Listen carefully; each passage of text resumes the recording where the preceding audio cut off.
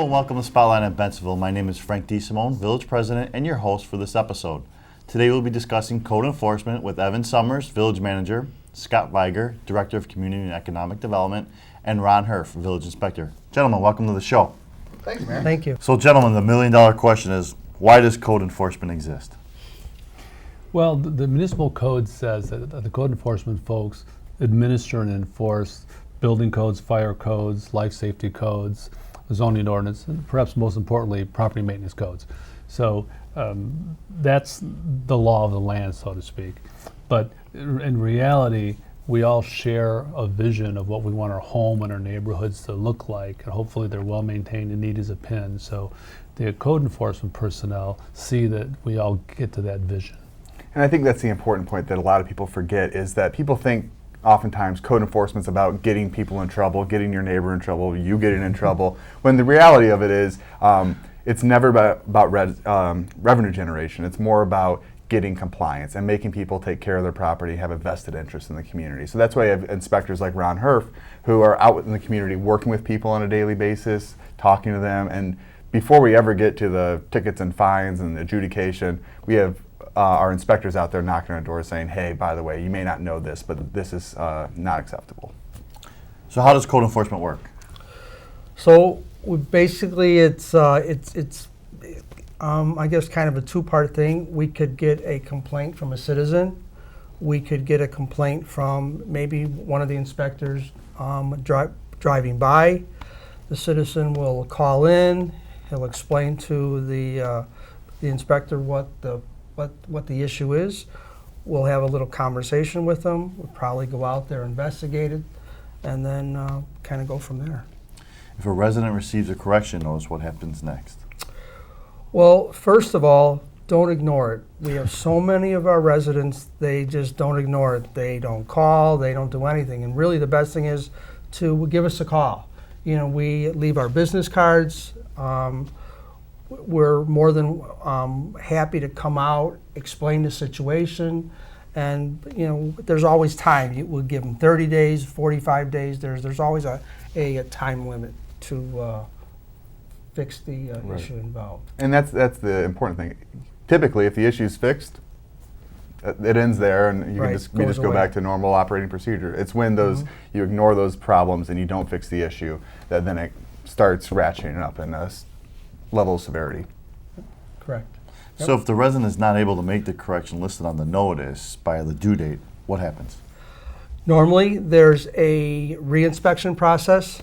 The best thing that we always tell them is, let's say it's a 30-day.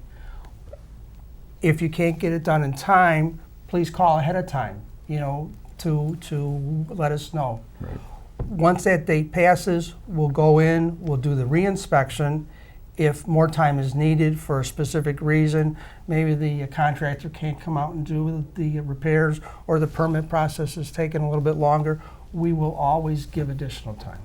How does a resident file a code complaint? Well, calling us on the phone, you know, that's the first thing. We also have our 311 through our computer system. I'm not exactly sure how that part of it works. Maybe Scott can help us there. Yeah, on the village website, on the home page, kind of down middle of the page on the left, there's report a concern button. So if you click on that report a concern, it'll take you to another page where you can, you know, put your property of concern, we'll call it, on a map, and you can, you know, write down what you believe the situation is, and then we'll get that, and then we'll assign an inspector to that, and then as Ron said, you know, he'll call you or come out and see you, and generally those things are, you know, I'm making a report on Ron's property down the block, so then he wants to talk to the complainant a little bit, which is always anonymous, by the way. The complainants are always anonymous.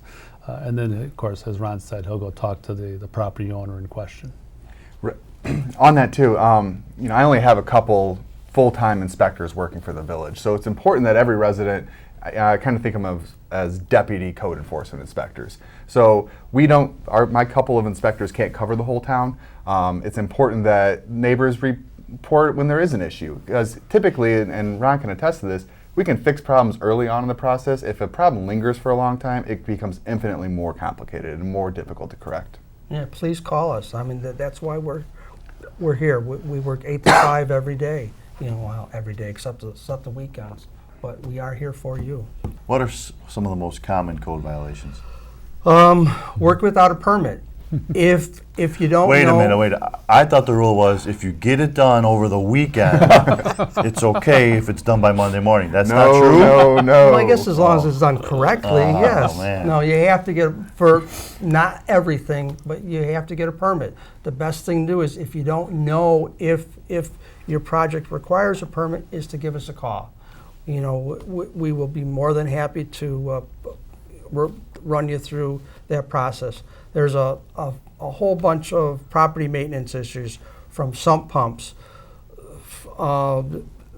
snow blowing, tall grass, dead trees, inoperable vehicles, trash, brush, whether you put your TVs out, to which you can't. There's just a whole bunch of them, just like that.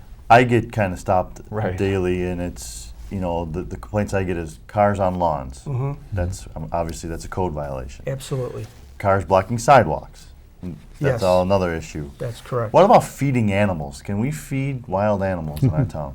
Technically, if it's on your property, you can feed wild animals. We do have a code that says on village property you cannot. But there is the issue of once it becomes a nuisance. Scott, do you want to go into the nuisance side of it? Yeah. Sure. I mean, throwing out a couple of breadcrumbs for the bird or the squirrel, no harm, no foul. When it does create a nuisance for your neighbors and for your property as well, and for lack of a better word, it gets out of hand. We've had folks feeding dozens of feral cats a few years back, or feeding skunks. Right. I think I saw a picture this week of 2 skunks eating out of a cat bowl. Well, Right. that's a nuisance at that point. Right at the front door. Yes. So It's, then that's one of the ones Ron loves to go talk to the homeowner about. You're not supposed to feed the skunks, man.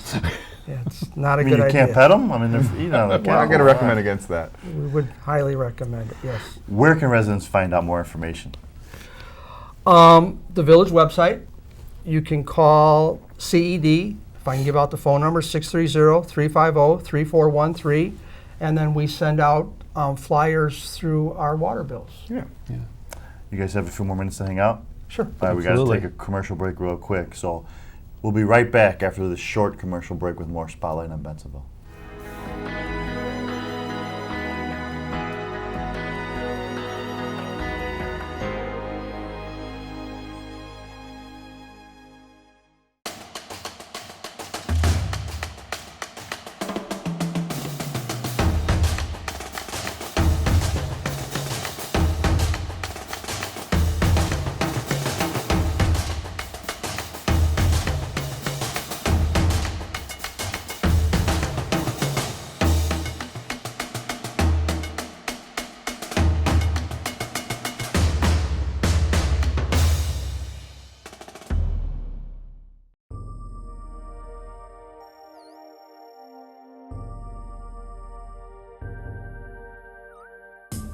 The Water's Edge Aquatic Center is conveniently located in the Redmond Recreational Complex in Bensenville. The Water's Edge is home of Fenton High School and Wahoo swim teams, featuring an indoor 8-lane lap pool and diving well. The Aquatic Center is available for private functions and parties. Learn to swim, stay in shape, or enjoy recreational swimming year-round at the Water's Edge Aquatic Center. The Bensenville Community Library, serving a community of readers. Whether you're old or young, a lover of words, music, or computers, the library has something for you. Check out our new Kindles, toddler jams, story and movie nights, or a variety of other activities offered. For more information, call us at 630-766-4642 or check out our schedule on the web at benlib.org. The Bensenville Community Library, celebrating 50 years of library service.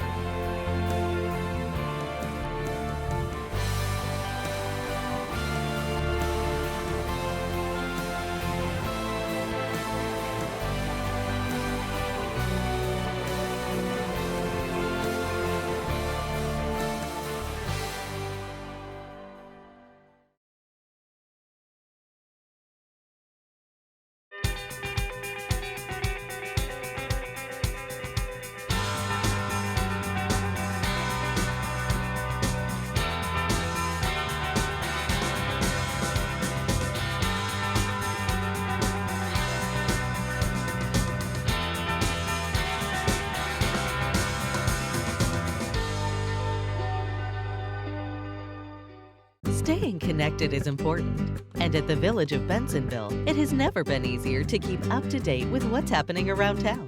Whether on your phone, desktop, or tablet, the Village of Bensenville website is your go-to community resource, so you'll stay connected at home, in the office, or on the go. Join us on social media. Visit the Bensenville homepage and click on the Facebook icon. This will take you to the Bensenville Facebook fan page. Once there, click the like button and add us to your newsfeed. To follow us on Twitter, visit the Bensenville homepage and click on the Twitter icon. This will take you to the Bensenville Twitter page. Once there, click the follow button and add us to your Twitter feed and receive regular community updates. For email and cell phone notifications, click on the Notify Me button. This will take you to the Notify Me dashboard. Add your email address and/or cell phone number at the top of the page. Then select which service you would like to receive updates from. Click on the envelope icon for email alerts and on the phone icon for phone alerts. You can choose one, the other, or both. Tune into our public access cable shows and board meetings. Choose a current program from the Multimedia tab down on the homepage.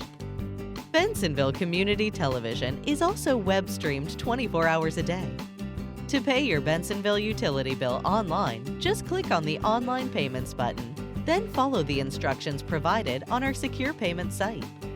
If you have any problems, concerns, or questions to tell the Village, please visit the Report a Concern Center. Through the YourGov application, you can explain your issue and track its progress from submission to completion. Issues submitted through YourGov are forwarded directly to the responsible department. Staying connected is important, and at the Village of Bensenville, it has never been easier to keep up to date with what's happening around town. On your phone, desktop, or tablet, the Village of Bensenville website is your go-to community resource, so you'll stay connected wherever you are.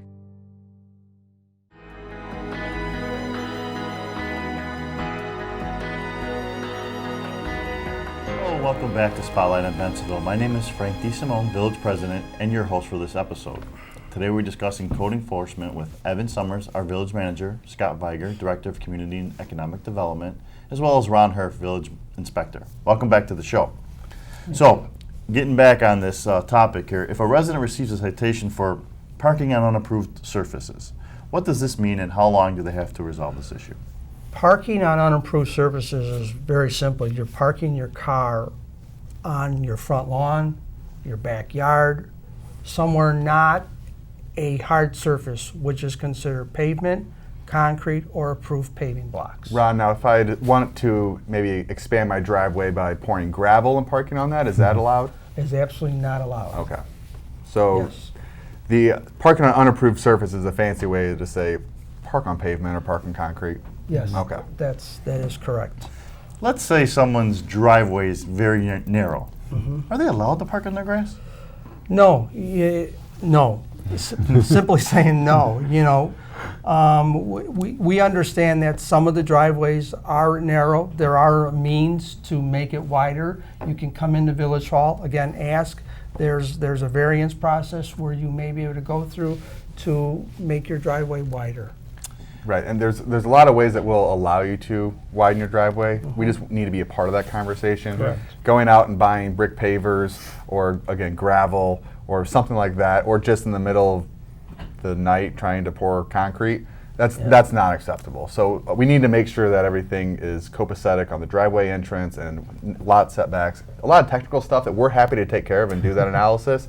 We just want to be a part of that process. Well, we also want to make sure that you don't put your driveway on your neighbor's property. Right. So that's why the permit process is there.